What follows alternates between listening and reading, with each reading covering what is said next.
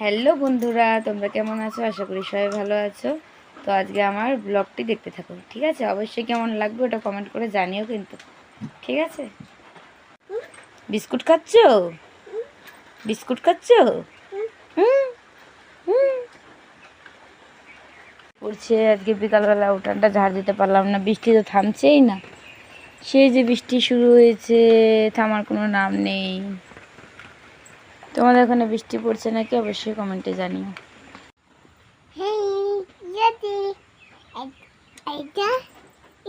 গান করো, হে হে লা লা লা লা।